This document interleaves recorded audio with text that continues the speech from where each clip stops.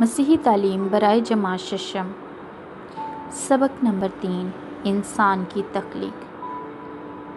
زندگی کے بارے میں ہر انسان کا ایک بنیادی سوال ہے کہ میں کہاں سے آیا ہوں اور میری منزل کیا ہے۔ اگر انسان پہلے سوال کا صحیح جواب نہیں جانتا تو وہ دوسرے سوال کا درست جواب تلاش نہیں کر سکتا۔ زمین پر انسان کی ابتدا کیسے ہوئی، اس کے بارے میں نظریہ ارتقاء کے قائل بتاتے ہیں کہ انسان بندر سے ترقی کرتے کرتے موجودہ انسان کی صورت اختیار کر گیا ہے۔ نظریہ ارتقاء ڈارون نے پیش کیا تھا۔ اس نظریے کے حامی سائنسدانوں کا خیال ہے کہ انسان کی ابتدا ایک چھوٹے سے خلیے سے ہوئی۔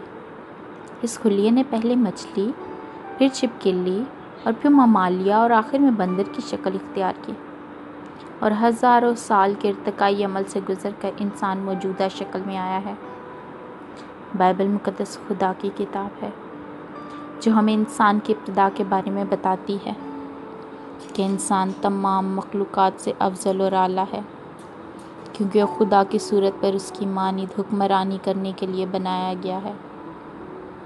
بائبل مقدس بیان کرتی ہے کہ دنیا میں پہلا انسان آدم تھا، جو ہماری طرح اپنی ماں سے پیدا نہیں ہوا، بلکہ خدا نے اسے براہ راست زمین کی مٹی سے بنایا تھا، اور خدا نے اس کے نتنوں میں زندگی کا دم پھونکا اور انسان جیتی جان ہوا۔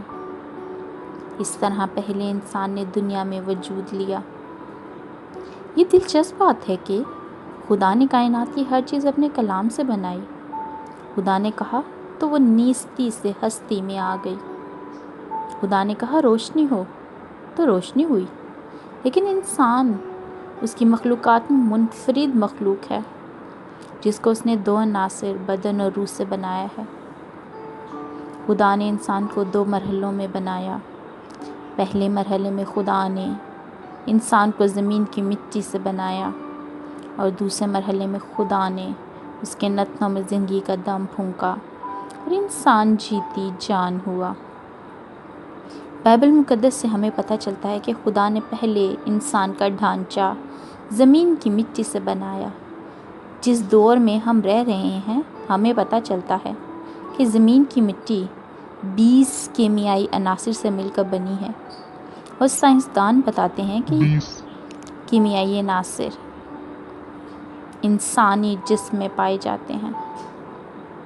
انسانی جسم 70 ملین خلیوں سے مل کر بنا ہے، اور یہ تمام خلیے آپس میں اس طرح جڑے ہوئے اور پیوستہ ہو کر کام کرتے ہیں کہ ان میں مکمل ہم آہنگی پائی جاتی ہے۔ انسانی جسم ایک معجزہ ہے۔ انسانی جسم میں خدا نے ذہن، دل، پھیپھڑے، شکم، جگر، ہڈیاں، اعصاب، جلد، آنکھیں، کان، ناک، منہ اور بہت سے حیران کن اعضاء کو ڈالا ہے۔ جسم کا ہر عضو اپنا کام جانتا ہے اور انسان کی مرضی کے مطابق نہیں بلکہ اپنے بنانے والے کی مرضی کے مطابق کام کرتا ہے۔ کبھی کوئی عضو اپنا کام چھوڑ کر کسی دوسرے کا کام نہیں کرتا، صرف خدا ہی ایسا کر سکتا ہے۔ اسی لیے مزمور نویس لکھتا ہے کہ تو ہی نے میرے گردوں کو پیدا کیا ہے اور میری ماں کے بطن میں مجھے ترتیب دیا ہے۔ میں اس لیے تیرا شکر کرتا ہوں کہ میں اس قدر عجیب طور سے بنایا گیا اور کہ تیری صنعتیں تعجب انگیز ہیں۔